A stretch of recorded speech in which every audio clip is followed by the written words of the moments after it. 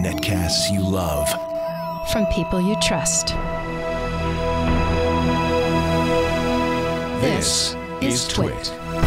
Bandwidth for iFive for the iPhone is provided by CacheFly at CACHEFLY.com.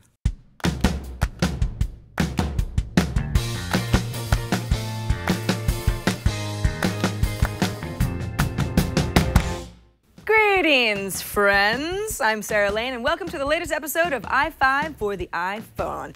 This is the show for us, the iPhone worshippers who aren't afraid to say so. Every week we cover 5 topics from news to productivity to art creation and beyond. And this week, it's all apps all the time.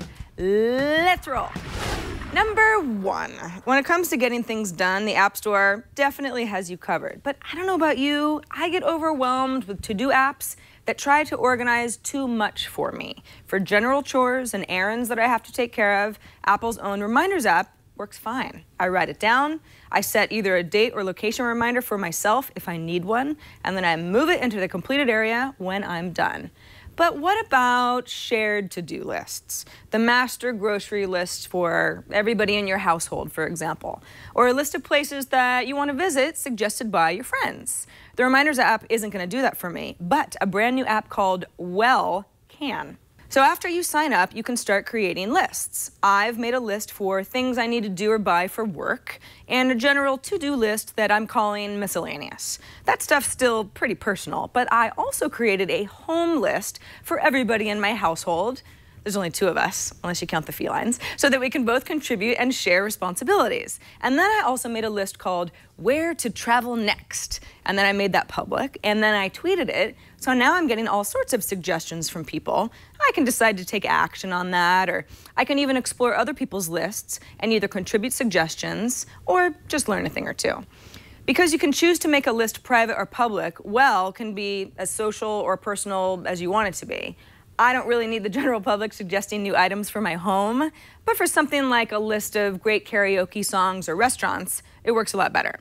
If you're in the market for a to-do app with a social component, Well is free. Number 2, for a long time, Facebook didn't offer a native iPhone app. The app we were all using was written in HTML5. That's a simplified version of what they were doing. And the reasoning behind that is that it made for a universal user experience across web, mobile, and various operating systems. So in theory, that makes Facebook's job a lot easier. You build a single, solid version, and then millions of people on thousands of devices all have a unified product. But nobody really liked the iPhone app. Why? Because it was slow. It was so slow. It was annoying, beach ball slow. And that's why if you use Facebook, which is highly likely, and you haven't updated to Facebook 5.0 in the App Store, which is also highly likely, you have to do it. And you have to do it now. It's not going to look all that different, but your news feed will feel like it's loading on crack, or at least meth. In fact, everything will just be snappier. As for Facebook Messenger, which up until now was only iOS native as a standalone app based on a product called Beluga that Facebook acquired some time ago, it now behaves just like that standalone app within the new Facebook app. So that's a plus if you don't want to bounce between apps. But I suspect that the standalone Facebook Messenger app's days are numbered. Remember, keep in mind the big goal for Facebook is to figure out how to make money off of us via mobile, right? And the more that they can control our behavior, the better for them. Number 3. Personalized news is all the rage, but an iPhone app called Prismatic seems to filter my interest right out of the gate better than all the other apps I've tried. The company wants to be a true social discovery service based on what's being shared by your friends and your interests and your current location. So once I log in, Prismatic has a decent idea based on my Twitter graph, what I read and who I follow and what kind of stuff those people are sharing. So I've got suggested stories right away. Prismatic's browser strips out ads and formatting that would be on the original sites, but it does keep the original article hyperlinks in place, so the navigation still feels pretty seamless. Prismatic also inserts a block of tweets related to the article into the mix. Now, looking at these folks, I don't follow all of these people on Twitter, I do follow most of them, and then I assume the others and I have a lot of mutual friends. I kind of like that.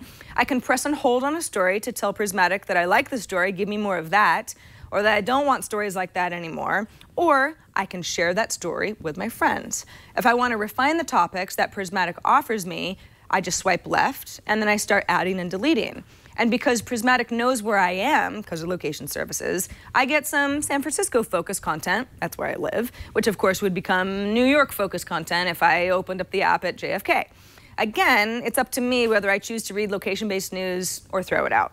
I like Prismatic because it looks nice, the navigation is dead simple, the app knows what I want to read before I do, and it's free. Number 4. The other day, my colleague Ayaz Akhtar asked me why the iPhone calendar app sucks. And I answered, why are you using the native calendar app when you could be using Agenda Calendar? For 99 cents, I assure you, it's better. Once you download Agenda, it'll populate with data from the calendar you already have set up in your native calendar app. So that means your iCloud calendars, local calendars, your primary Google Calendar, that all gets populated into Agenda right away. By the way, you can add additional Google Calendars. It just takes a little bit more work.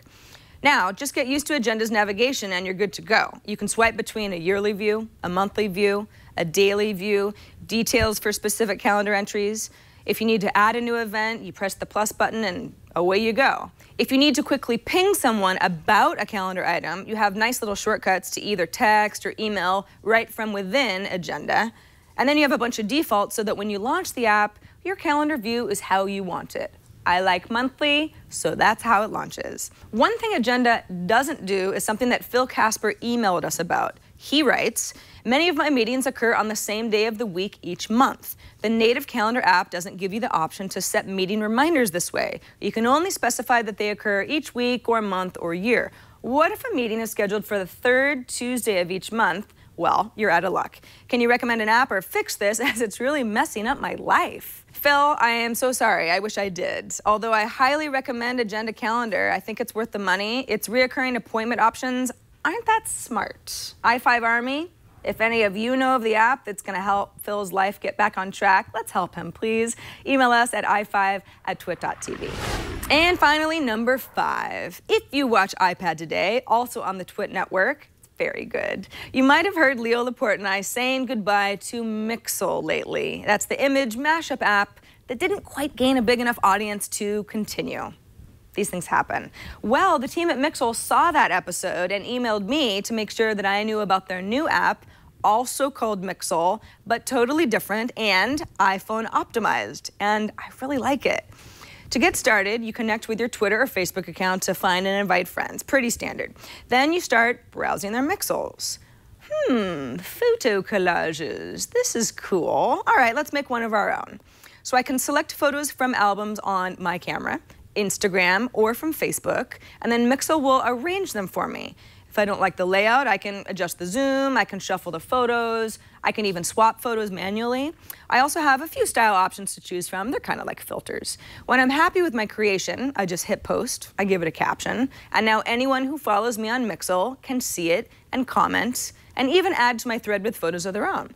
I can cross-post this to all the usual suspects, although one weird thing, if I choose Instagram, there's the issue of Instagram square cropping everything, so I get a watermarked version of my Mixel. I'm not really crazy about that, because if I share to Facebook or Twitter, it's fine, I don't get that watermark. Mixel reminds me of another photo collage app called Diptyque that I've used for years, but Mixel has a better social element built in. If you're shutter happy with your iPhone camera, grouping photos like this is a really good way to share a lot without flooding your friends' feeds. Oh, and it's free. And that's a wrap on this episode of iFive for the iPhone. If you'd like to catch up on previous shows or you want links to subscribe to the show, just visit us at twit.tv/iFive. It's fun over there. If you've got a tip, a question, or an idea, leave us an email at iFive@twit.tv or send us a voicemail. 614 on iFive is the number. Or you can even send us a video with an app review of your own. Try to keep it to 60 seconds or less so we can play it in a future show. We are taking next week off for Labor Day, and I hope that you are too, because you work so hard and you deserve it. I'm Sarah Lane. We'll see you in a fortnight right here on iFive.